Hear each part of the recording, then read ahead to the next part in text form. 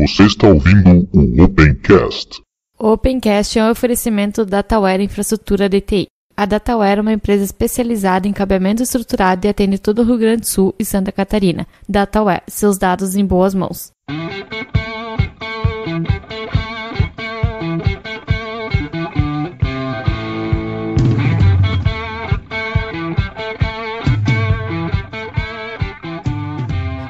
Está começando mais um Opencast, o seu podcast sobre tecnologias livres. Hoje diretamente de Erechim, eu, Ivan, e diretamente de Porto Alegre, o Diego. Tudo bom, Diego? Olá, bom dia, boa tarde, boa noite a todos. E diretamente do Rio de Janeiro, a Prígio Simões. Continua falando italiano, Prígio? Tudo bem, buonasera. E aí, galera, beleza? Tranquilo? Tô no Rio, tô no Brasil, sou eu. Não tá mais ganhando em euro, que você não tá gastando em euro? Não, pô, aí você me... pois é, isso aí a gente tem uma grande diferença, né? Até quando você olha um computador em euro e olha um computador em real, a gente fica realmente preocupado.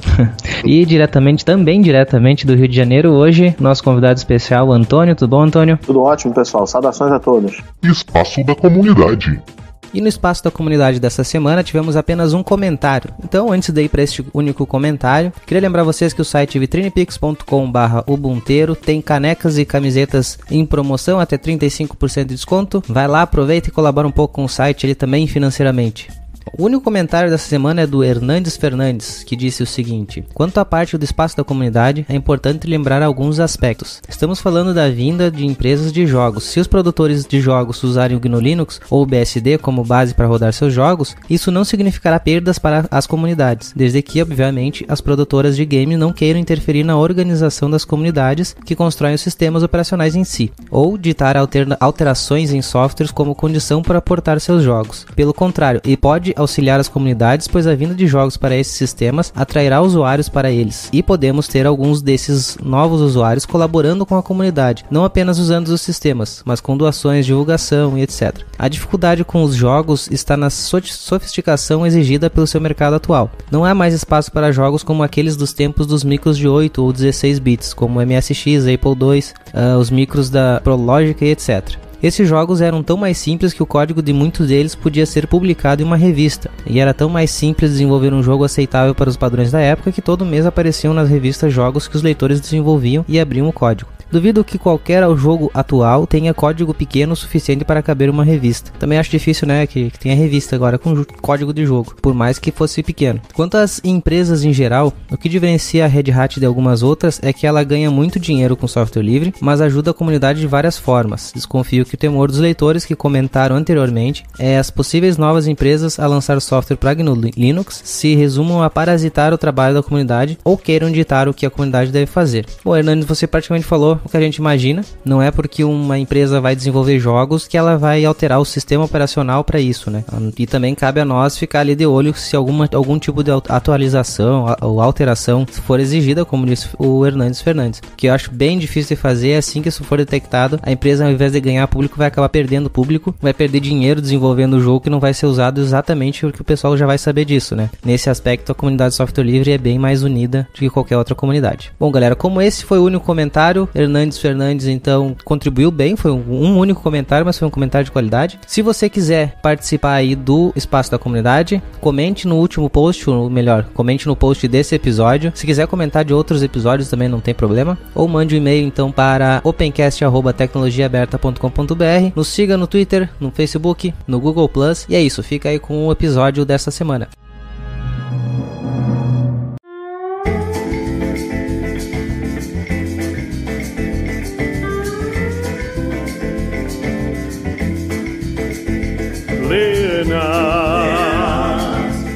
The one and only true unit. Antônio, se apresente um pouco aí pro pessoal se situar quem que você é, já que é a primeira vez que você está participando aí do Opencast. Isso.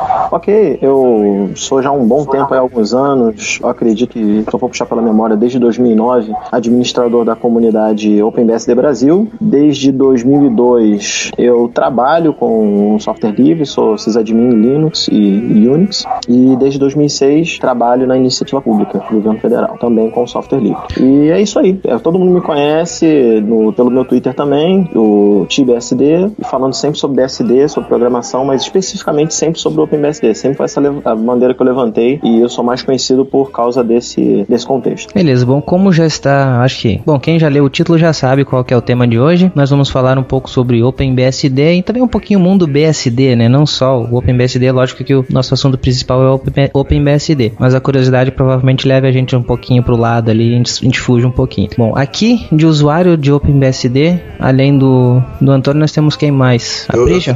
Na verdade eu usei o próprio OpenBSD durante muito tempo, né? Eu comprava até os CDs do OpenBSD, do FreeBSD na Bytes.com, não sei se você lembra disso. E pelo fato de eu ser já um administrador Unix já há bastante tempo, eu acho que eu tive muitos clientes que usavam até mesmo o próprio OpenBSD como firewall, alguns clientes que usavam até como proxy, algumas soluções internas. Então, assim, eu acho que eu posso até entrar no papo aí participar bem do assunto. Beleza. Bom, Antônio, vamos começar a falar um pouco então sobre o OpenBSD. O que é o OpenBSD? Ele é Linux, ele é Unix? Se ele não é Linux, se ele é Unix, qual a diferença entre os dois? Perfeito. É interessante a gente, quando fala sobre Linux e Unix, porque isso parece que meio que se perdeu no decorrer dos anos, né? Se a gente for pensar desde o surgimento do Linux, lá em 1992 para cá, o pessoal meio que assumiu o nome Linux, mas se esqueceu das origens dele, que era o sistema operacional Minix, que era um sistema com objetivos acadêmicos, né? Lançado pelo Tannenbaum. Então, o Minix, o que ele era? Ele era um sistema operacional para fins acadêmicos. O Linux, ele pegou esse código-fonte e começou a fazer dele um sistema operacional mais, como nós podemos dizer, mais comercial, mais usável para o grande público. Então, ele começou a portar ferramentas GNU, do projeto GNU, para dentro desse Minix modificado. Ele deu o nome de Linux, que é justamente essa junção desses dois nomes, né? Do Linux e Unix, né? Como se fosse o Unix dele. E é interessante porque esses conceitos, né? Como eu mesmo falei agora, meio que se perdem, né? Ou se misturam Linux e Unix. O que é o Unix? E o que é o Linux, efetivamente, né? O Linux eu já pontuei. É uma versão modificada do Minix. E o que é o Minix? É um sistema operacional onde você tem especificações, estamos falando de especificações teóricas, de sistemas operacionais padrão Unix. Aí você pode estar ouvindo aí e me perguntar, né? Tá, mas então se o Minix é baseado no Unix, o que é o Unix efetivamente? O Unix, se você for pensar nele como sistema operacional, tá errado, porque na verdade Unix é uma especificação para sistema operacional. Então, o único sistema operacional tido como Unix foi o primeiro Unix que não era com X, né? Era com CS. E você, depois dele, você só teve ali 2 ou 3 sistemas operacionais derivados desse Unix que já era com X, mas depois isso acabou. O que ocorre hoje em dia, um sistema operacional, para ele ser considerado um Unix, ou tendo essa especificação, né? Ele precisa passar por uma certificação. Então, Unix é uma marca registrada da empresa The Open Group e ele certifica um sistema operacional de acordo com as especificações Unix. Então, por exemplo, o macOS é um sistema operacional conhecido pelo grande público e ele, de fato, ele é um sistema operacional Unix. Tanto que ele é certificado e ele paga ao The Open Group pelo uso dessa marca. Opa, informação nova, não tinha essa informação. É interessante. Se você for observar, por exemplo, naquelas vídeos demonstrativos que a Apple coloca nos computadores, quando você vai ver nas lojas, aparece o logotipo do Unix, né? A marca registrada com aquele selo. Então, a Apple ela pode usar porque, de fato, ela certificou o macOS como sendo Unix. E o Linux, ele seguiu esse padrão do Unix, né? Então, você tem aí o Linux e o Minix que seguiram esse padrão, mas você não pode seguir esse padrão 100%, ter acesso a esse padrão, porque ele é um padrão pago. É como se fosse uma regra BNT, né? Você tem ali um padrão BNT que você tem que pagar e, enfim, você precisa pagar para ter acesso a essas informações. O que as pessoas que se envolveram nos projetos fizeram foram derivações dessas especificações e gradualmente essas especificações foram colocadas e foram alteradas para se descaracterizar como sendo o padrão Unix. Eu acredito que exatamente isso, por mais complexo que pareça, né, se a gente for olhar cronologicamente, de fato foi isso que aconteceu. Foram muitas derivações e mudanças, mas você tem ali basicamente a safra do Linux que veio do Minix e a safra dos sistemas operacionais como BSD, como sendo OpenBSD, NetBSD, FreeBSD e mais uns outros dois, como vindo de uma outra vertente chamada BSD, que era só esse nome, o nome do sistema operacional, que derivou diretamente primórdios do Unix. O Minix foi criado do zero. Ele não tinha nada a ver com Unix. Ele foi sendo adaptado e alterado para se parecer um sistema operacional com as especificações em Unix. Mas na concepção dele isso não foi idealizado, não foi parte do design dele. Ao contrário do BSD, isso foi idealizado. Beleza, já.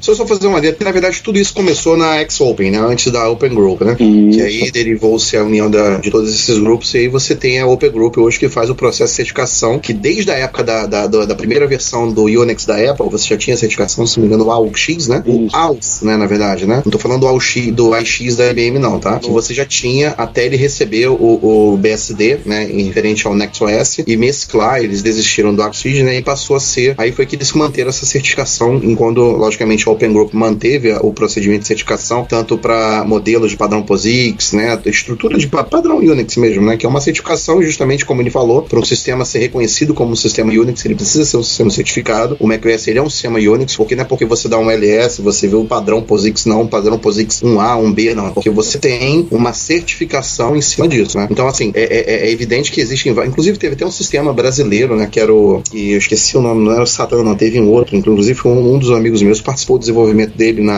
foi até uma sede, se não me engano, aqui no Rio, que recebeu, foi um dos únicos sistemas que recebeu uma homologação Unix, né? Então isso aí é muito sério, quando você recebe uma certificação da Open Group, no caso, que é uma marca registrada, né? Então, assim, existem esses derivados. Agora, só para lembrar o que ele falou realmente, né? Porque quando o sistema começou com o Unix, né? O UNICS, né? Dali a gente teve o TSS, né? E do TSS a gente teve várias versões, derivações, como até a gente chegar aí no System 5, né? Teve o System 3, aí teve derivações para o Xenix, o Unix versão 5 e 6 aí foi derivado para o BSD 1, 2, que é onde começou a questão do BSD. Houve uma vertente aí para o Unix versão 7, inclusive o Minix não segue nenhum desses padrões, tá? O padrão System V, ele não segue nenhum desses padrões.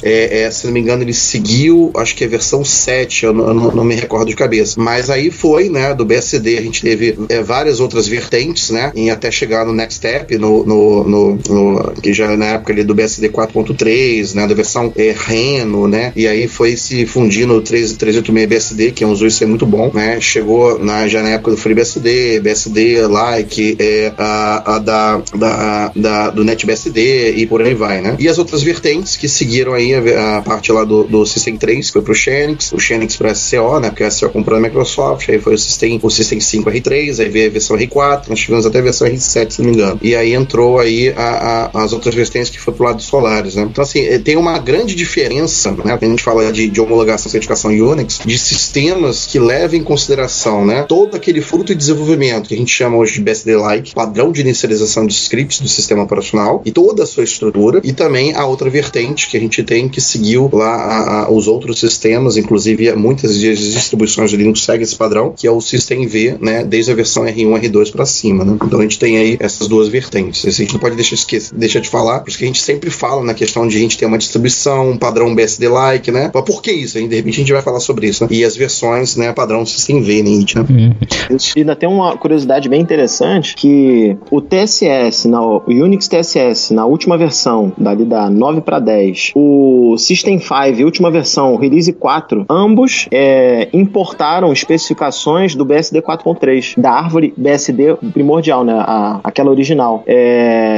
E também o Next Step, como você falou, pegou desse BSD 4.3. Então é interessante porque a árvore BSD de especificações Unix, ela na 4.3, ela teve um avanço tão grande que o próprio Unix original ele importou e outros Unix de peso também importaram, né, essas especificações. Então isso demonstra a robustez do design da especificação, né? É verdade. Para mim, os mais robustos que tem, para mim, é esse fruto da linha do BSD, mais estável. Pois é, uma coisa que eu sempre ouço quando sempre se fala em BSD é a licença BSD. Qual que é a diferença do GPL, que a maioria dos Linux usam alguma variação ali do GPL, e da licença BSD? Eu vou usar aqui uma frase aqui que eu ouvi num evento que eu achei espetacular e explica basicamente como é que funciona. As licenças GPL-like, elas obrigam o desenvolvedor a manter o software livre, ou seja, qualquer modificação, qualquer melhoria que você faz no código licenciado por uma licença GPL ou uma GPL-like, você é obrigado a manter esse código aberto, esse código livre, e você, enfim, tá obrigado nessa premissa. Já o BSD não, ele dá de presente para você o programa. Você pode fazer o que você quiser, inclusive comercializar, desde que mantenha os créditos créditos do autor. Então, essa basicamente são a diferença maior desses dois tipos de licenciamento. Então, você tem certas nuances, mas você com BSD lá é que você pode comercializar ou fechar se você quiser, e GPL não, você obrigatoriamente tem que manter ele livre. Isso inclusive tem críticas positivas e negativas referente a isso do BSD, né? Tem gente que acha exatamente, não, a licença é realmente livre, porque tu faz o que tu bem entender, né, com o que tu tem, e já a GPL, digamos assim, que ela, como é que eu posso dizer, ele vai, como tu disse mesmo, ele te diz, tu tem que deixar do jeito que eu quero. Ele não deixa totalmente livre, ele te tira uma liberdade, que é a liberdade de fazer o que tu bem entender, né? Exato. Eu acho interessante, assim, pelo ponto de vista, independente, assim, da polêmica que gira em torno daqueles que preferem, eu creio que seja mais interessante a licença BSD, porque uma empresa pode fazer melhorias no sistema e a empresa, ela julga quando é necessário ou quando é relevante divulgar ou não tais melhorias. Então, a empresa que gastou dinheiro em fazer as melhorias de um sistema, de um código qualquer, ele pode usar, por exemplo, abrir o código dele ou parte do código dele, criar uma versão community, né? Coloca para a comunidade e, se você quiser recursos mais rebuscados, você tem ali, então, a versão paga, a versão onde você vai fazer um contrato com o teu vendor. Então, eu acho bem interessante. Eu acho que, assim, promove muito mais o sistema, muito mais o código do que propriamente a GPL. É claro que, pro início vamos dizer assim, do movimento software livre, a GPL ela foi importante, porque ela estabeleceu uma cultura de software livre. Então, eu acredito que o próximo passo é a aderência da licença BSD, tanto que vários coders, né, vários programadores pelo mundo têm optado pela licença BSD em divulgar os seus códigos. Então, isso é bem interessante, né, nessa etapa da história da computação. O Richard Stallman, claro, né? Sim, claro. Assim, mas eu vejo por esse lado, né? Eu acho que aquece o mercado, a licença BSD. Claro. O Richard Stallman, ele concorda, tu sabe se concorda, discorda do BSD? O Richard Stallman, ele discorda do BSD. Totalmente. E o que acontece, isso é até um título interessante, já que nós título de informação, que é bem interessante, o próprio Tannenbaum, ele falou há 1 ano, 2 anos atrás, eu não me lembro, se me corrija se eu estiver errado, Aprígio, que ele disse o seguinte: se não fosse um processo da AT&T, da AT&T, na verdade, né? O BSD, ele estaria numa posição muito mais privilegiada de divulgação do que o Linux, devido a algumas especificações que gradualmente eles tiveram que ir tirando por causa da especificação de Unix. E também o lance do copyleft, né? Porque eu acho que o grande lance é o copyleft. Porque, na verdade, a GPL, ela tá presa a esse conceito, né? Então, por isso que aí tem a questão dela, é como se fosse o que eu entendo, né? Como se fosse um adicional, um adendo à licença, né? E aí acontece que é por isso que, inclusive, até tem alguns estudos que dizem, né? Se você lê, assim, Wikipedia, né? Essas leituras mais fáceis e compreensíveis, você vai ver que é bem claro. Eles dizem claramente que o BSD é mais livre, pode-se dizer assim, né? Pelo conceito copyleft, né? Então, assim, a ideia é que o BSD, a licença BSD, no meu entendimento, ela parece ser muito mais liberal. E tem alguma outra licença que se aproxime do BSD também? Você tem derivadas, né? Você tem a licença MIT, você tem a licença ISC, por exemplo, o servidor DHCP, o servidor Bind. Então você tem uma infinidade de licenças derivadas de GPL, derivadas de BSD, mas basicamente as que foram, assim, a pedra fundamental de cada vertente de licença foram a GPL e a BSD. A MIT, então, tiveram várias. A MIT praticamente é idêntica, né? A licença do BSD, né? Isso. Mas existe alguns textos adicionais na licença, vamos parar pra ver. Então mas explica a Microsoft utilizar MIT, então, no .NET? Mas eles são safadinhos, né? eles já usaram sistemas com base, né? Lembra, não sei se vocês lembram aí da questão da época do Xenix, né? Pra 286, antes era pra plataforma AVAX, eles conseguiram portar pro 286. Eu tenho até aqui, cara, uma caixa original do Xenix, com o manual da IBM, antigo pra caramba, que tá aqui. Qualquer dia eu vou fazer um vídeo, vou mostrar pra vocês aí. Bem antigo mesmo, que roda no 286, né? Agora, naquela época dali, quer dizer, que eu tenho já a versão, já que a SCO tinha comprado. Naquela época dali, a Microsoft usava bastante, era fiel isso aí, né? Então, se hoje em dia, eu acredito, né? Se a Microsoft fosse se render alguma licença, se a Microsoft fosse fazer alguma coisa, eu duvido que ela assinaria alguma coisa a GPL. Eu não acredito, não. Ela usaria ou a MT, né? Ou a própria licença BSD. Apesar de que eu tô falando um rachômetro, tá, gente? Assim, mas Aprígio e Antônio, a licença Apache, ela tá mais perto da GPL ou da BSD? Qual versão? Boa pergunta. De forma geral. Boa pergunta. Porque, por exemplo, se eu for colocar para você a licença mais atual da licença Apache, você tem aí a versão 2.0, né? Então, a versão 2.0 da Apache, ela tá mais próxima da BSD, mas ela tem muitas mas se você for comparar a BSD com a Apache ela tem um texto assim muito maior, né? Com várias coisas, ele é um pouco mais detalhista em dizer como é que funciona, enfim. Eu encaro como ruído, sabe? É porque a Apache ela tem um problema que ela mantém vários projetos de diversas naturezas e diversas empresas. Então ela tem que se calçar um pouco mais por causa da marca Apache, não propriamente dito do uso do código, mas para não afetar e ninguém processar a marca Apache por algum problema em algum produto, em algum projeto. Inclusive ela exige a inclusão, né, de copyright, né? Ela não é uma licença copyleft, né? Aí já a questão inclusive é engraçado, eu não entendo essas coisas, cara. Isso aí eu queria, cara, se vocês puderem me explicar isso, eu preciso muito entender. Acho que muita gente tem essa dúvida. Eu sou membro da Free Software, então eu recebo sempre aqueles jornalzinhos, né, da Free Software Foundation, né, aquelas revistinhas, né? E aí na revistinha, pô, vocês sabem que a GPL, né, existe uma licença pra, eu só não me recordo, que é a licença de impressão, de fruto, de livro. Como é que é a licença? É a GPLD? Como é que é? Eu não lembro. Que é a licença pra documentação, né? Pra livro, enfim. Só que o jornalzinho, ele não usa essa licença, ele usa Creative Commons, né? Então, eu queria entender. A própria Free Software Foundation, eu não sei, cara, por que não usa deles? Eu não entendo isso.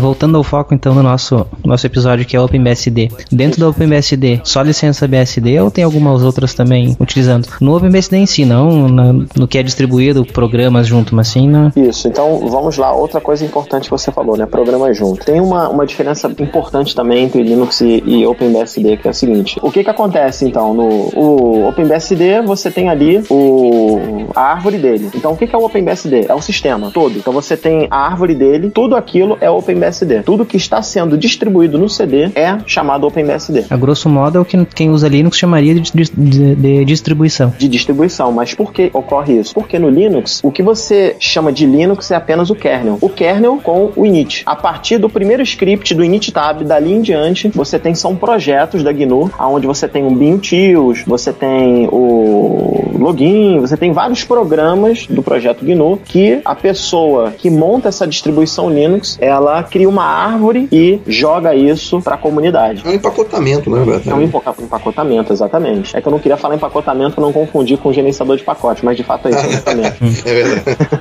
E você tem isso no OpenBSD de uma forma bem transparente. Então você tem no OpenBSD a árvore dele toda, é o que ele chama de OpenBSD. Agora, com respeito à sua pergunta sobre se tudo é BSD, a resposta é não. Porque, por exemplo, o GCC, que é o compilador, ele é da GNU, não tem jeito. Então, eles até tentaram fazer um Portable Compiler, que era, se não me engano, PCC, o nome do Portable C Compiler, é esse o nome. Só que ele não foi adiante, por falta de mantenedores, enfim, ia ser um trabalho absurdamente grandioso para um benefício pequeno. Então, o GCC, ele tá embutido na árvore do OpenBSD. Agora, uma coisa bem importante da gente considerar no OpenBSD é o seguinte, tudo que a equipe de desenvolvimento do OpenBSD se propõe a fazer, primeiro eles avaliam se vale a pena usar um programa de terceiros, um projeto de terceiros, ou se eles escrevem do zero. Então isso é interessante porque às vezes eles tiram programas da árvore e às vezes eles colocam programas na árvore. Por exemplo, nessa última versão, na 5.6, que foi lançada agora dia 1º de novembro de 2014, eles removeram, por exemplo, o Kerberos, o serviço Kerberos.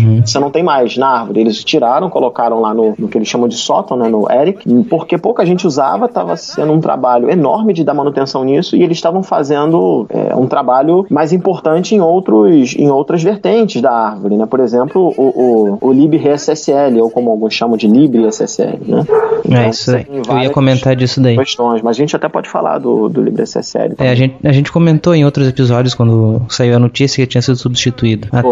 Até o pessoal perguntou, mas qual a vantagem de ter substituído? Porque vai gerar bastante incompatibilidade com algumas outras coisas que utilizavam código legado, principalmente, né? Isso vai gerar esse tipo de quebra no OpenBSD. Isso. O interessante do OpenBSD é a maneira como a equipe ela concebe um projeto e ela libera isso para a comunidade. Então, se a gente for observar, vou dar um exemplo aqui de um projeto largamente usado, altamente portável e que a cada dia que se passa, assim, de vez em quando eu vejo um sistema novo usando ele. É o OpenSSH. O OpenSSH, ele é um projeto da OpenBSD Foundation e o que eles fazem? Eles geram o código de uma maneira que ele seja portável, então eles criam vários recursos novos, todo o projeto é focado no ambiente do OpenBSD. A partir daí, eles já têm no modelo de desenvolvimento deles uma maneira simplificada de você colocar ele como sendo portable. Então, secundariamente, você tem uma versão portable sendo lançada, mas todo e qualquer recurso novo, avançado, sofisticado, ele é primeiro colocado na versão do OpenBSD a ser lançada e, paralelamente, ele é colocado depois na versão portable, para você poder portar para outros sistemas. Esse modelo, ele foi usado e tem sido bem sucedido. É o mesmo modelo que está sendo usado no LibreSSL.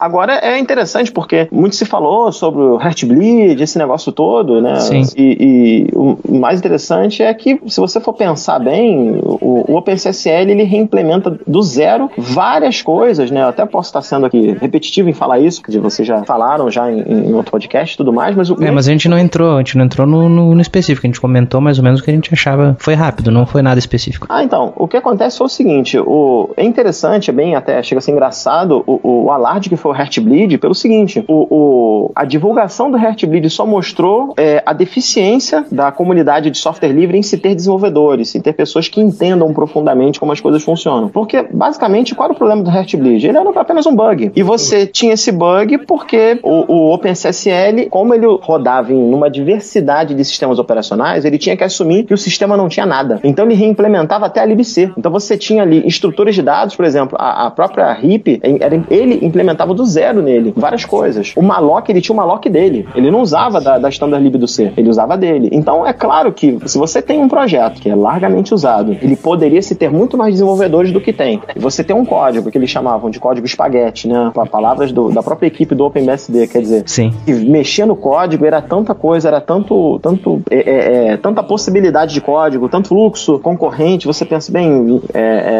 como é que eu vou resolver isso? Eles começaram a cortar, por assim dizer, a linha e remendar, cortava e remendava para poder entender como é que funciona o projeto. Então, eles tiveram sim que eliminar essa compatibilidade com sistemas legados, com sistemas mais limitados, com sistemas antigos, e se ater àqueles sistemas que têm uma standard libc pronta. Esse foi o ponto de partida deles. Então, eles tiraram muita coisa que não estava sendo usada, muita coisa que estava mal escrita e até mesmo mal desenhada. Então, basicamente foi isso. O grande problema foi isso. O problema do Heartbleed só mostrou o quanto precisava ser melhorado a maneira na qual o OpenSSL era desenhado e era desenvolvido. Como não tinha como mudar a cabeça das pessoas no projeto, eles decidiram, bem, então vamos fazer um SSL que nós usamos, que eu gostaria de usar. Cada um falou assim. Então a equipe faz um OpenSSL para eles. Eles não estão preocupados com o que o mercado pensa. Eles vão fazer a melhor ferramenta possível, porque são sysadmins, são desenvolvedores, são pessoas que são apaixonadas por isso e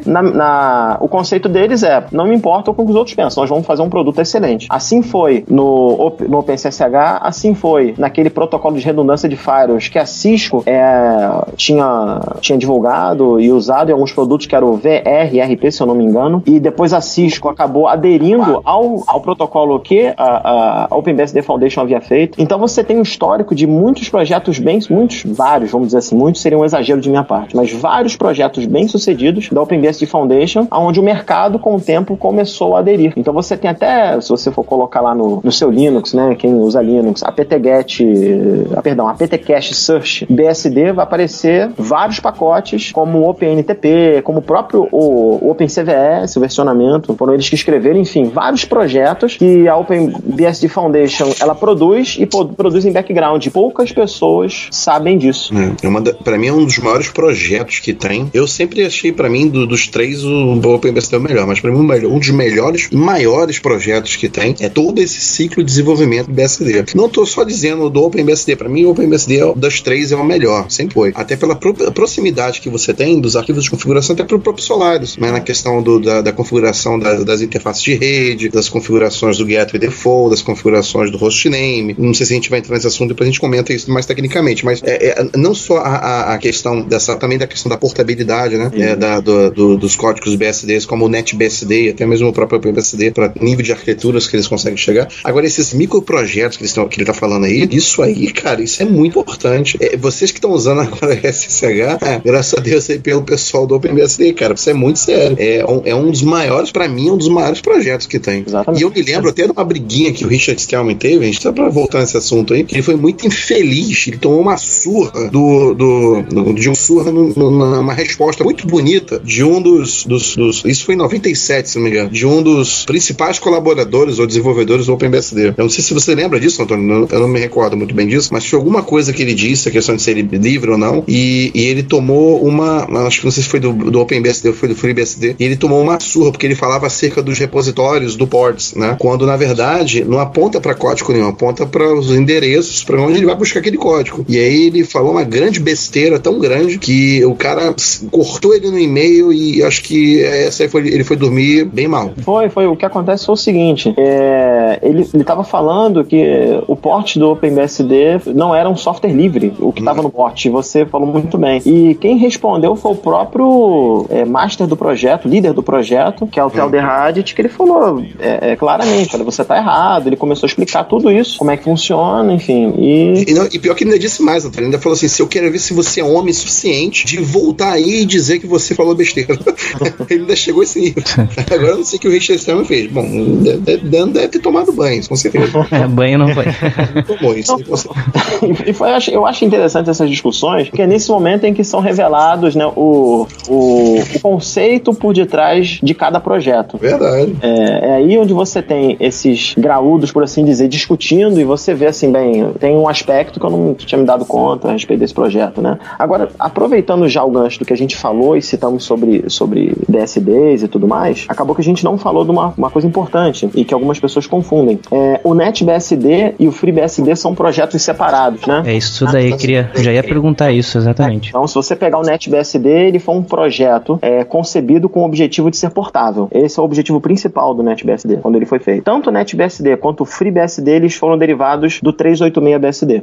Já o FreeBSD, ele foi concebido com praticamente os mesmos ideais do Linux. Ser um sistema de uso comum, de uso genérico, melhor dizendo, e você ter ali autoescalabilidade, você ter consistência de informações, enfim, ser um sistema operacional genérico. Já o OpenBSD, ele foi um fork do NetBSD 1.0, né? Verdade. E você ali começou, então, o Tel Derradit vendo que tinham vários códigos que não estavam sendo corretamente corrigidos no NetBSD. Eles estavam deixando de lado várias correções que ele julgava importantes pela questão da segurança, já que ele estava tendo um trabalho enorme de entender o sistema, e naquela época a documentação era pobre, né? A gente fala de uma época pré-internet como nós vemos hoje, né? Uma época como se fosse assim, uma internet 0.3, 0.5, não era nem propriamente dito uma internet 1.0. Que ano mais ou menos isso? É década de 90, eu não me lembro. Nessa década aí, o MAN era um livro de 2.000 páginas, entendeu? Isso, exato. Eram vários mini-livros. Muito bem lembrado. Então, ele tinha um esforço enorme para poder entender o código, e quando ele achava, e ele falava para a equipe, olha, a gente precisa corrigir isso, mas não corrigir, fazer um fix, corrigir é reescrever isso aqui está escrito errado, isso está mal desenhado. E o pessoal seguia adiante. Então ele pensou, bem, eu quero fazer um sistema seguro, porque eu tenho trabalho, eu não vou pegar o meu trabalho e desperdiçar ele em fazer remendo. Mesmo que eu reescreva, eu vou começar a fazer as coisas da maneira correta e faço uma vez só. Então, daí surgiu o OpenBSD com essa premissa de ser um sistema operacional seguro. Não é seguro no que diz respeito àquele estigma, quando algumas pessoas ouvem a palavra seguro, pensam em burocracia, em dificuldade, né? Não é esse lado da segurança, que é até um conceito errôneo, né? A segurança está na consistência do design. Se esse design do código ou da lógica foi bem pensado, foi pensado corretamente, se é algo até mesmo prático, fácil de você entender, que algo quando é extremamente complexo, é difícil de você entender. Se é difícil de você entender, é difícil de você dominar. Logo, você começa a ter problemas de segurança, porque se você não tem um pleno domínio sobre um algoritmo, é difícil de você ver onde estão as possíveis falhas. Então, partindo dessa premissa de ser um sistema operacional seguro, o OpenBSD ele foi criado a partir do NetBSD. Então, você tem ali, na versão seguinte do OpenBSD após o fork, você tem a versão 2.3, é onde foi incorporado o design da última versão do sistema operacional BSD raiz, que era o BSD 4.4. Dali eles pegaram todo aquele design de especificação Unix e adequaram adequaram plenamente ao OpenBSD e tiraram ali todos os possíveis códigos que estavam relacionados com a marca Unix, né? Então aí, a partir daí... Oi? E muda bastante, né? Que assim, tem muita gente que acha que se eu mexo com o FreeBSD, eu vou instalar o OpenBSD, é uma boa. Assim, as instalações parecem até o conceito mesmo, mas o sistema muda, né? Até a configuração de rede muda bastante, conteúdo de diretório de variáveis muda bastante, né? Como lá o /tc, rc.d do FreeBSD, toda aquela estrutura do /tc defaults, toda a estrutura do próprio do NetBSD, do /tc, rc.conf.d, o próprio gerenciador de pacote NetBSD, para mim, um dos que era show, né? Que é o PKG SRC, né? Inclusive foi portado lá em 2012, me engano, por OpenBSD, né? Então, assim, e é portado até para cafeteiras mesmo. Então, assim, o NetBSD roda tudo. Assim, se você acha que o Linux ele tem a possibilidade de rodar em televisão e tudo, cara, o NetBSD é mega blaster, entendeu? Sim, é muito interessante. Tá, hoje, quais dos sabores que continuam existindo, então? Os três continuam existindo? O OpenBSD, FreeBSD e NetBSD ou não? Continuam. Tá. Mas aí você tem mais dois sabores que se destacaram. Você tem um fork do FreeBSD, que se tornou o Dragonfly BSD, com um design alternativo e basicamente ali focado em multiprocessamento. Inclusive, eles têm ali a equipe, né, tem um ímpeto de fazer projetos novos, ideias novas, bem interessantes, até mesmo um sistema operacional que é mais simples de você entender do que o ZFS, que o nome dele é o HammerFS. HammerFS. E nasceu no Dragonfly BSD. E você tem um fork do projeto OpenBSD chamado Bitrig. Ele, ao invés de compilar em GCC, ele compila em LLVM e eles têm um problema, né? Que eu vejo pela questão da segurança. Eles aceitam NDA, que é Non-Disclosure Agreements. Aceitam binários, drivers binários. Quer dizer, isso em si é um problema, porque o OpenBSD ele não aceita Non-Disclosure Agreements, não aceita código binário na árvore deles. Por exemplo, um driver do fabricante, eles não aceitam, eles não colocam na árvore deles, entendeu? Já o Linux aceita. Você tem Non-Disclosure Agreements no NetBSD, no FreeBSD. Então, esse inclusive foi um dos motivos, e isso não está confirmado, vocês acham na internet, em canais competentes, que o governo norte-americano deixou de dar verbas para o OpenBSD por eles não terem aceito um NDA, o Non-Disclosure Agreement. O FreeBSD continuou recebendo dinheiro, continuou sendo promovido e tudo mais, mas o OpenBSD parou, tanto que nós passamos em 2013 e 2014 por vários problemas financeiros e teve alguém que doou uma quantia pequena, mas importante em bitcoins pro projeto, aonde deu uma segurada no projeto no OpenBSD. Esse problema é aquele de 2010 no IPsec? Esse problema do IPsec foi um rumor, a princípio, não foi confirmado, mas foram feitas diversas não, você teve ali 4, 5 pessoas, que eu não vou me lembrar o nome, que deram uma olhada nos códigos que aquela pessoa que falou que trabalhou pro FBI e não tinha nada naquele código. Entendeu? É só pra... Pode até ter tido em algum momento, haveria essa possibilidade, ou diz ele que houve essa conversa. Mas só pra situar também quem tá ouvindo, né, o problema do IPsec seria que o IFB teria forçado um desenvolvedor a incluir código, um backdoor no sistema, né? O que ele falou que, na verdade, ele assinou um termo de confidencialidade, né? Na verdade, isso é um Non-Disclosure Agreement, só que a nível de pessoa física. Não foi ninguém do projeto OpenBSD sabia disso.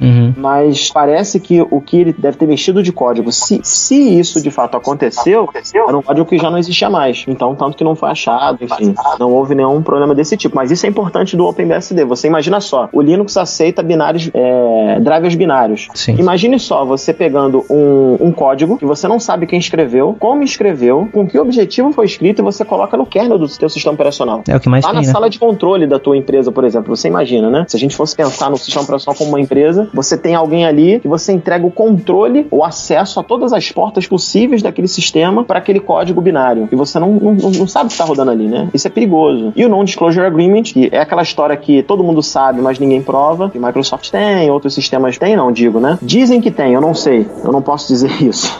Mas dizem que tem. Antônio, então, esse código binário, o que ele é normalmente? Ele é um driver? Ele é um outro?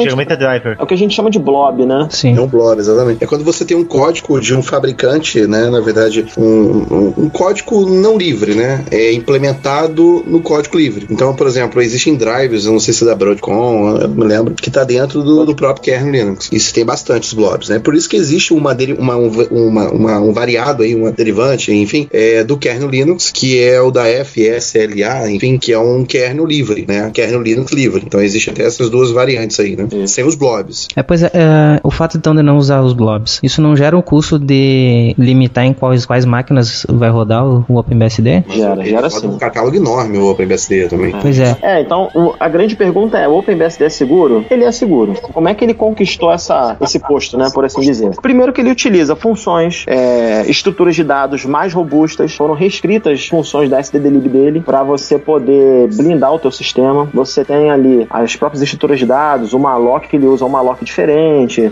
você tem um design dele mais consistente, ele, por exemplo, ele possui memória protegida, ele possui regiões de read-only, ele possui o WPowerX, né, justamente para você ter aquela segurança em diversas regiões de memória. Mas o fato é, se você for comparar, por exemplo, um Linux com OpenBSD e você perguntar quantas falhas de escalada de privilégio eu tenho em ambos os sistemas operacionais, no Linux você tem algumas por ano. Só você procurar Privilege Escalation nas disclosures das distribuições que você vai ver o que tem ali de escalada de privilégio. Isso é um erro que eu julgo gravíssimo. Como é que pode um usuário comum ter acesso ao teu sistema inteiro, entendeu? A nível de memória, né? Ele entra no kernel e acabou. Ele faz o que ele quiser. Injeta qualquer código. E já no OpenBSD você não vi nenhuma falha desse tipo ainda, porque justamente está relacionado mais ao design. Se vai ter ou não, eu não sei. Inclusive, eu fiz uma aposta com 2 amigos meus, porque se achar uma dessas falhas, eu dou R$500 pra cada um. Opa, tá valendo pro resto do pessoal? Não pra todos, falam só pra esses 2 amigos. Senão tem gerar uma galera fazendo aí, hein? Justamente, eu acho importante, eu acho interessante.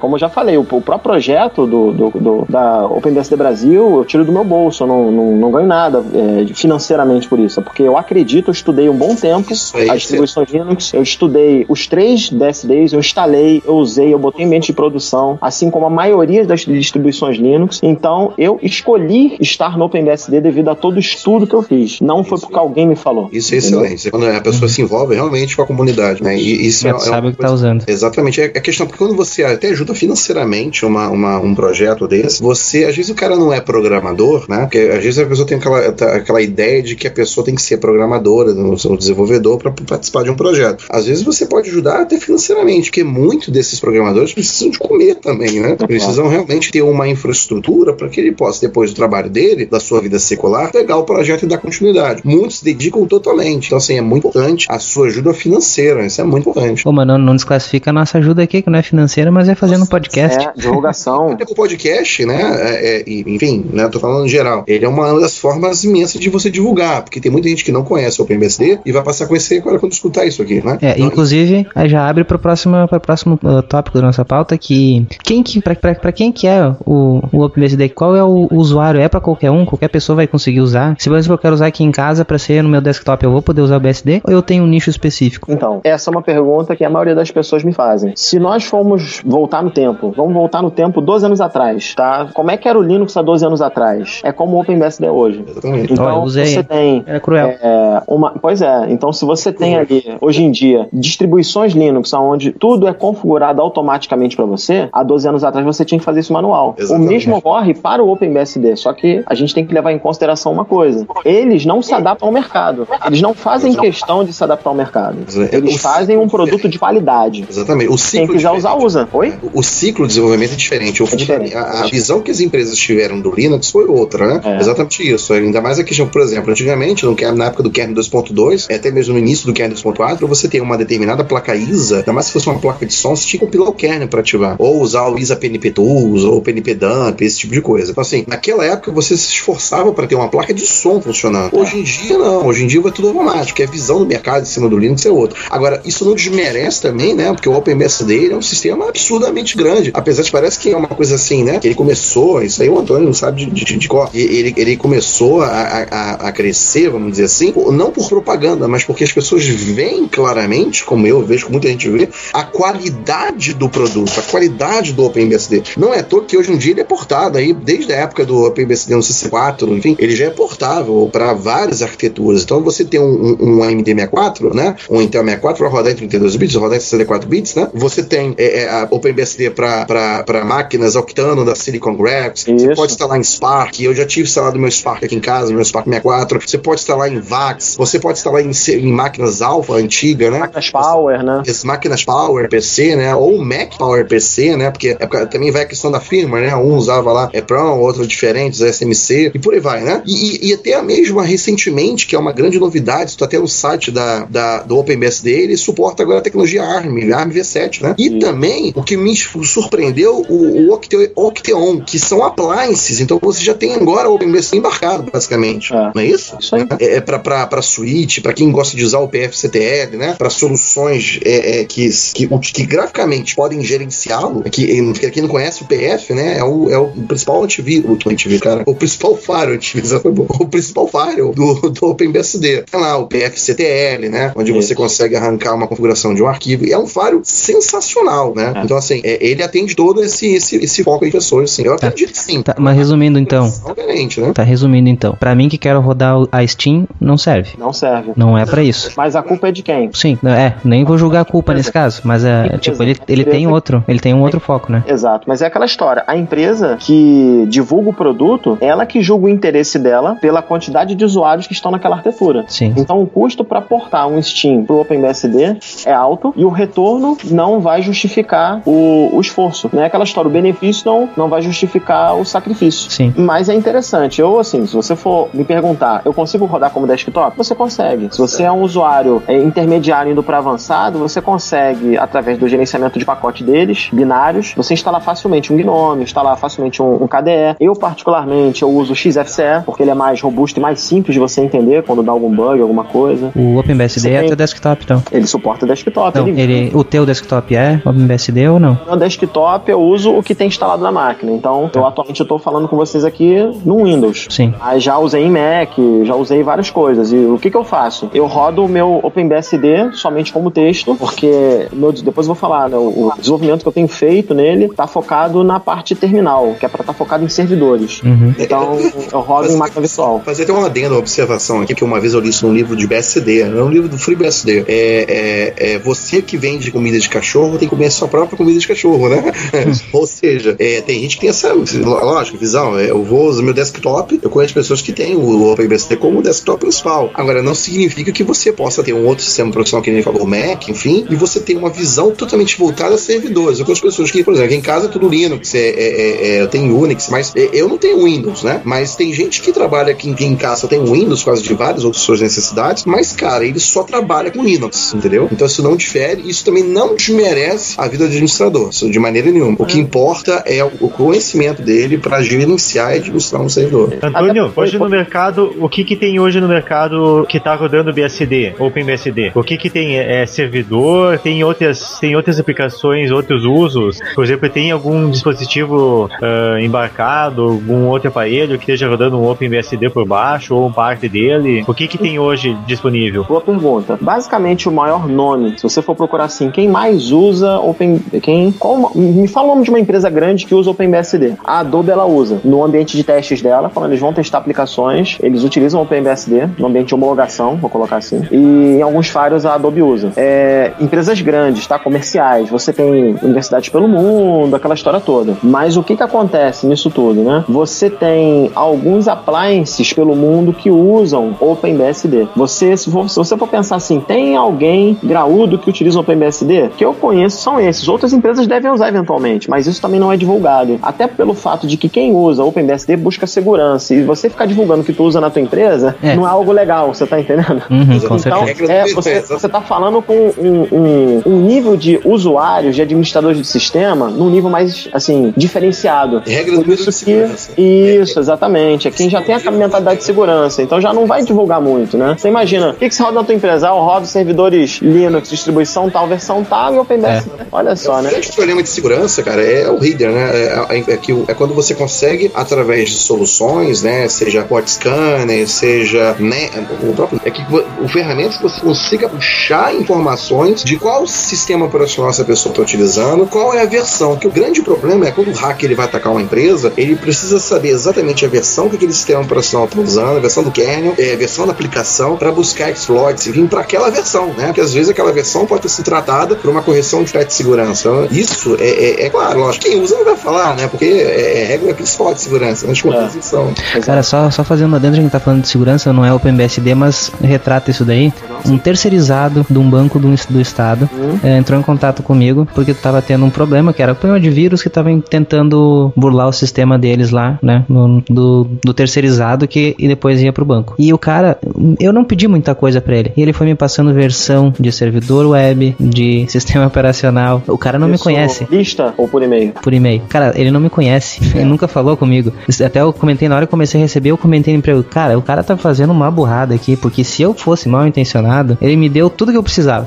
Isso infelizmente é um problema cultural, né? Você tem ali uma abordagem muito simplista de segurança aqui ainda no nosso país, né? Assim, a economia ainda não está aquecida a ponto de você gerar uma mão de obra qualificada, bem qualificada, com conhecimento bem profundo nessa área de sistemas operacionais, na parte de segurança, própria parte de rede. Você tem algo muito focado em soluções, né? Em produtos, mas a nível conceitual eu conheço poucas pessoas que dominam isso, se você for comparar com o mercado, né? Pela quantidade de pessoas no mercado, né? Com as pessoas que realmente conhecem, né? Um exemplo disso foi recentemente eu recebi uma proposta de uma vaga via LinkedIn, onde a pessoa procurava um administrador de rede sênior com uma experiência de 3 anos. Onde é que sênior vai ter experiência de 3 anos? Sim.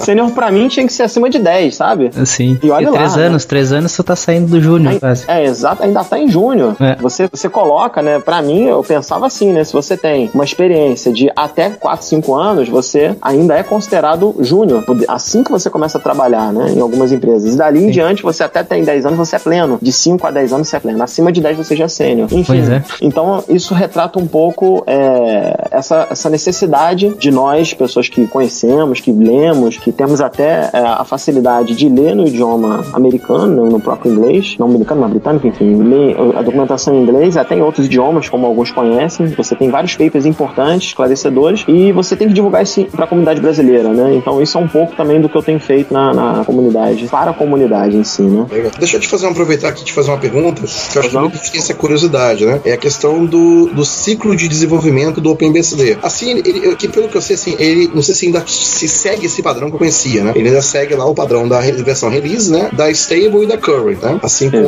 um pouco parecido lá com o FreeBSD. Da 4.4, que era release, até se tornar 4.4 stable. Mas existem as questões de lançamento, né? Até se tornar o end of life. Você consegue dizer pra gente aí? Sim, isso na verdade o que acontece? É o que a gente chama de sabores, né? São chamados flavors. Você, por exemplo, você tem 3 sabores de OpenBSD. Você tem a current, que é sempre a mais atual, que é a fase de desenvolvimento. Então o pessoal está desenvolvendo, fazendo modificações no sistema, eles estão fazendo na current. Então você tem ali snapshots diários, onde você pode baixar a imagem ISO e instalar na tua máquina e, enfim, vai ter bug, porque é a versão de desenvolvimento de testes deles. Essa é a minha vida. E o que acontece?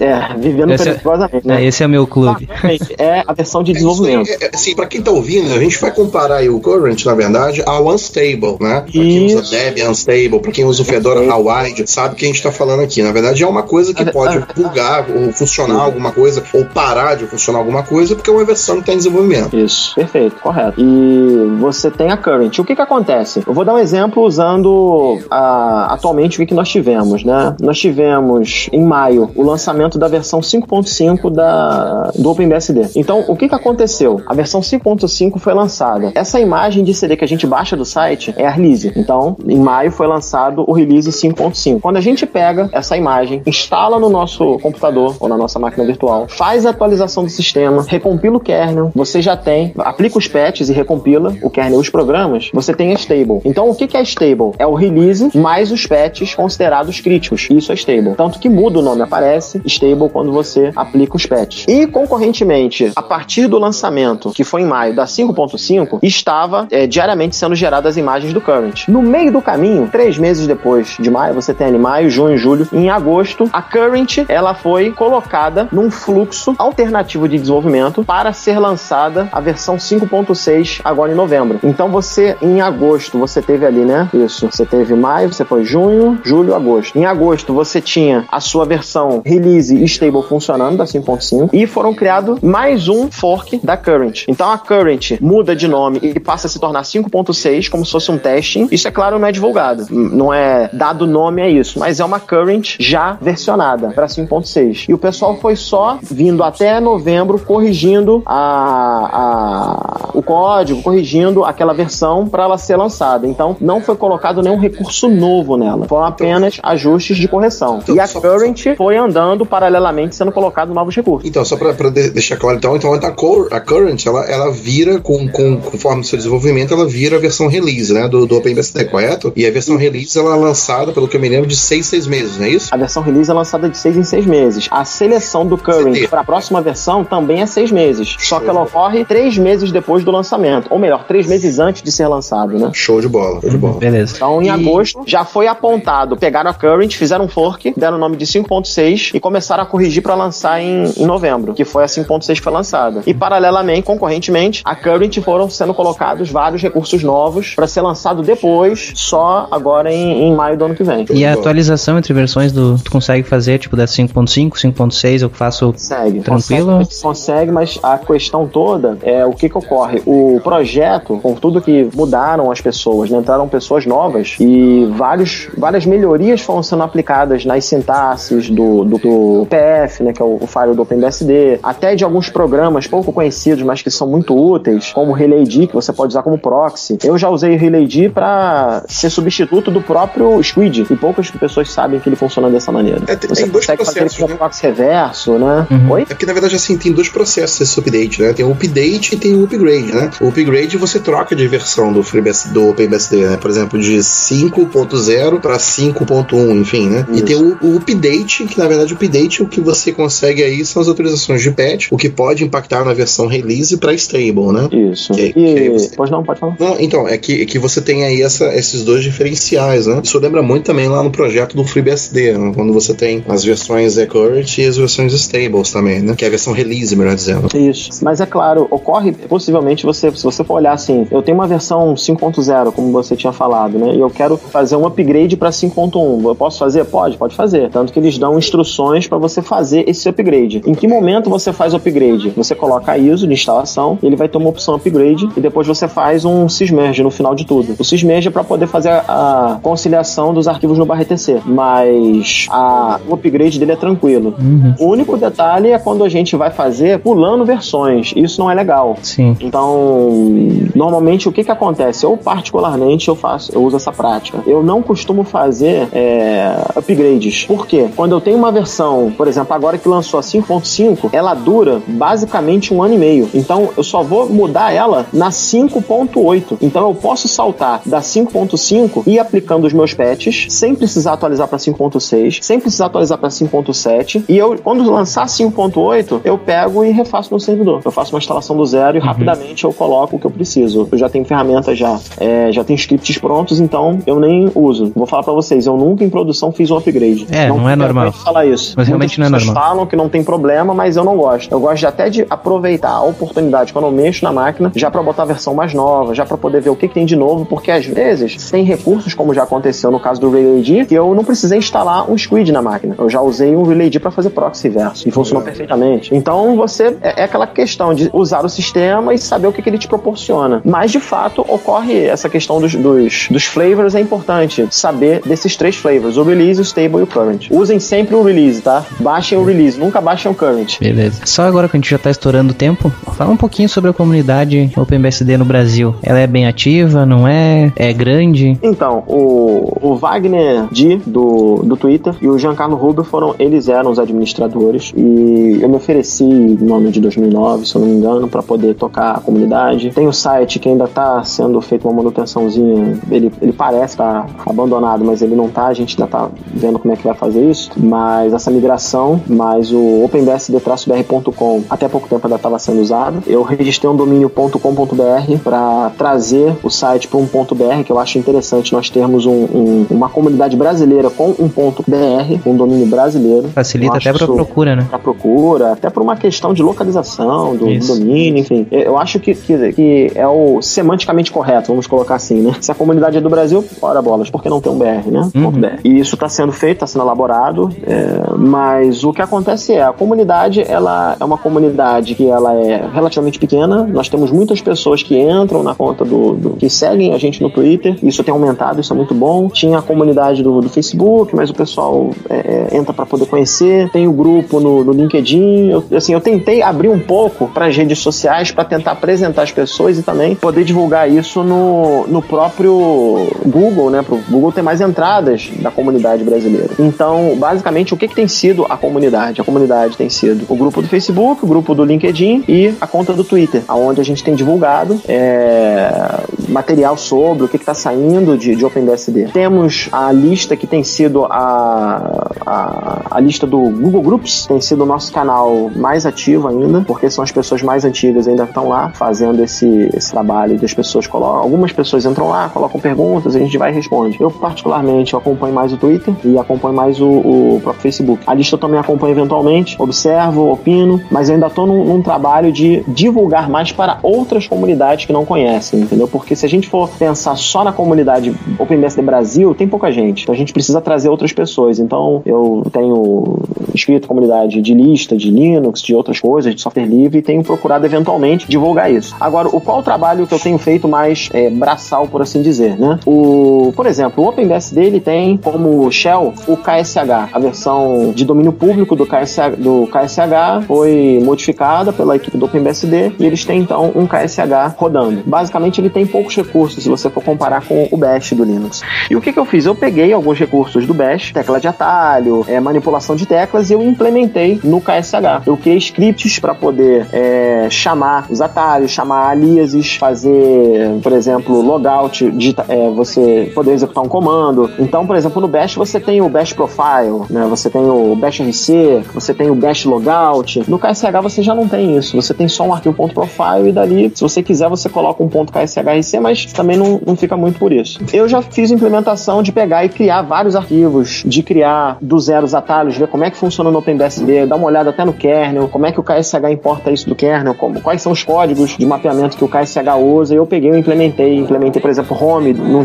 não tem, na verdade, no OpenBSD padrão. Eu botei nos meus .files do GitHub e fui incorporando esse tipo de recurso. As teclas delete, as teclas de home, de end, teclas que a gente usa no dia a dia e que seria interessante ter no OpenBSD. Então coloquei isso no .files, coloquei alguns aliases importantes. Por exemplo, no OpenBSD você não tem um comando free, e isso, por hábito, às vezes a gente digita free. Então eu criei um aliasezinho, criei várias coisas, scriptzinhos, script de random, script para poder substituir o LDD pro redelf, para evitar a execução do código. Enfim, a título de, já que eu falei, né, quem executa o comando LDD em algum binário preocupado dele ser malicioso está cometendo um erro crasso, porque o LDD executa o arquivo, efetivamente. Então, ao invés disso, de a gente usar o LDD, a gente tem que usar qual? O redelf. E eu fiz um alias que ele faz isso. Ele pega e, ao invés de quando a pessoa digita LDD, eu mesmo acabo sem querer digitar no LDD às vezes, ele automaticamente ele joga o redelf com parâmetros específicos. Enfim, isso foi o básico que eu fiz. Não foi muito aprofundado. Eu fiz alguns estudos aprofundados para ver em algumas máquinas por que o gerenciador de boot do OpenBSD travava em algumas máquinas de um fabricante.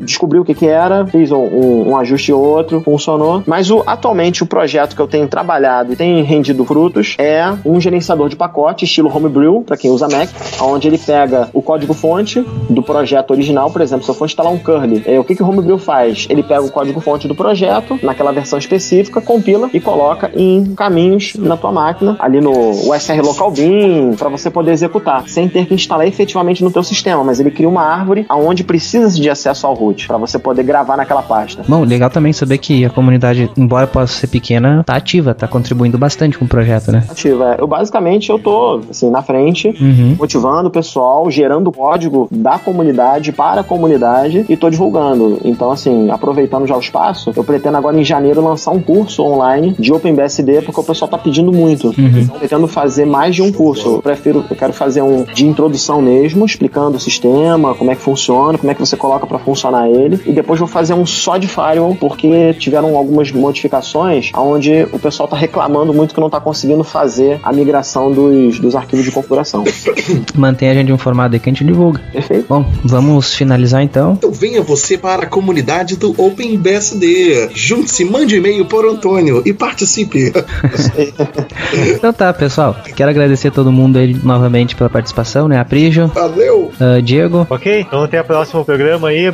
Agradeço aí o Antônio por poder estar participando aí, por ter se disponibilizado, trazer essas informações aí valiosas a respeito do OpenBSD, né? E até o próximo episódio. Isso aí, Antônio, obrigado pela participação. Até pra deixar bem claro, foi você que entrou em contato comigo, né? Embora a gente já estivesse meio tentando atiçar as comunidades aí pra entrar em contato, pra gente conversar. Você entrou em contato com a gente e muito obrigado aí, cara. Eu acredito que essas informações, principalmente pro nosso público é muito mais Linux, mas com certeza algumas pessoas aí agora vão ter uma coceirinha aí com o OpenBSD. Isso.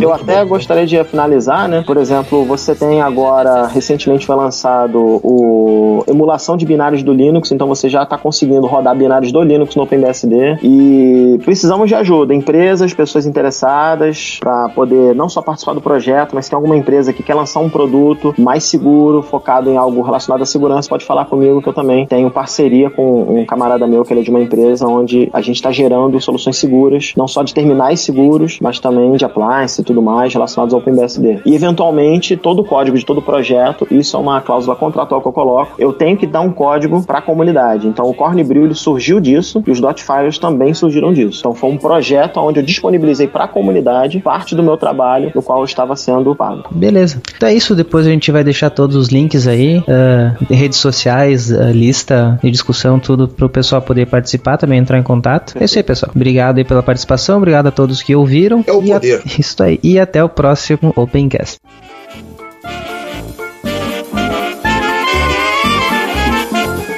University came calling for protected mode and proved the saucy Neptune didn't use the Empire's code. Then Bostic brought the Empire's books and slammed those dandies down and showed the giant chunks of BSD code all around. They didn't even give an ounce of credit front to back.